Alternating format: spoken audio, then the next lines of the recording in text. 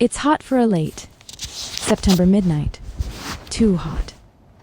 A busted old fan grinds out a pitiful stream of lukewarm air across my sweaty face. It'd be much cooler if I'd open a window. But there's this long-haired, freaky-looking guy sitting on the sidewalk outside. He's dressed in a holey, once white tank top, and he keeps glancing back toward my window. I don't think he can see me lying here sweating on the threadbare sofa, but I swear it feels like he's looking right at me. I'd go get in bed with Mom because she has one of those nifty window air conditioners in her room, but her door's locked tight. I'd have to burn the house down to even have a chance of waking her up, so I don't even bother knocking. Besides, who knows who's in there with her? I might hope to wake Mom only to find a grumpy, half-asleep stranger with a loaded gun at the door. Sounds dramatic, but it's happened before. I'm sweaty and miserable, but I'm not hot enough or stupid enough to take that chance.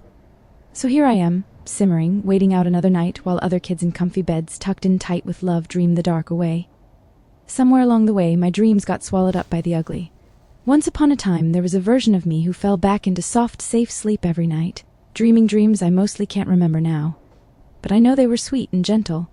But now, as I melt into the smelly fibers of our scavenged throwaway sofa, my eyelids are projector screens showing slideshows of horror stories.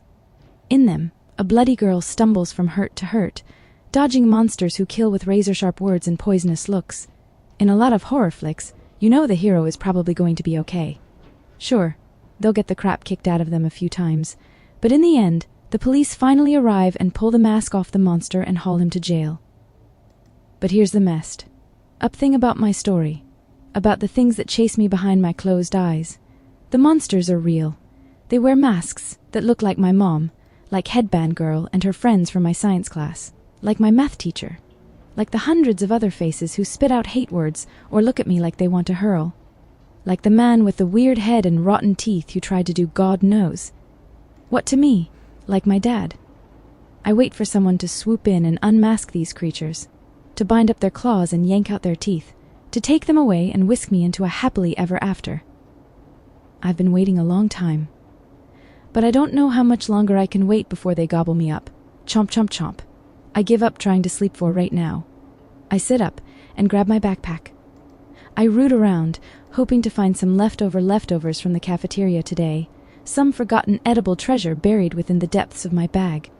My fingers feel the crinkle of thin plastic. Jackpot. I pull out a little bag of carrot sticks. I'm not sure how long they've been in there, but they don't look too old.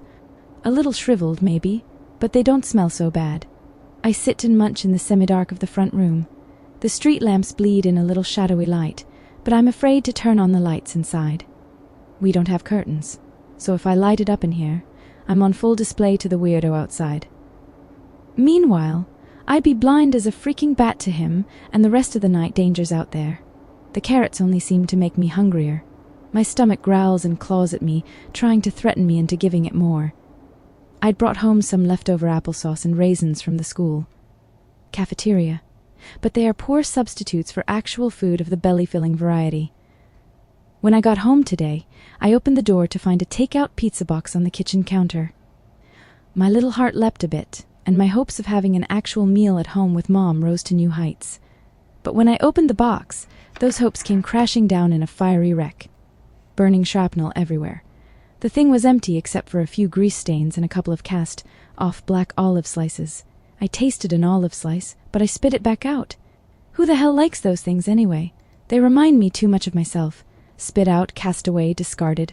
Unwanted. I pull out my math homework. Miss Odom gives us a zillion math problems every night. Most of the time, I don't even bother with them. By the time I've made it home in the afternoon, I've got more pressing matters to attend to. Figuring out how many apples Kimmy has left over after selling 35% of them, or calculating the circumference of a bunch of cire. Calais has a way of losing urgency when I've got to figure out how to survive another night in this hellhole. But little does my witch of a math teacher know, my life is full of math problems.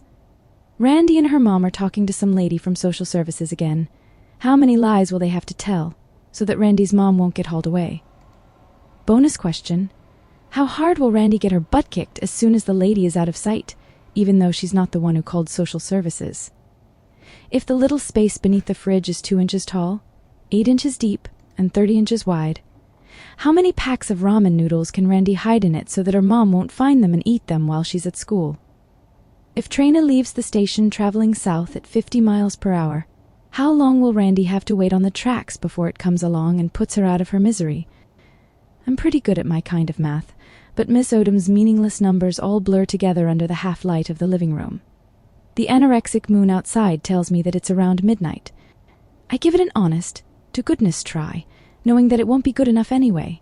Hunger, sweat, and exhaustion interfere with my calculations, and I know that what I'm scribbling there in the darkness will look like a bunch of nonsense when daylight comes around. At some point, as I read through the third problem for the 5th or 6th time, my eyes close and stay that way. At least until my sleeping ears hear something on the front porch.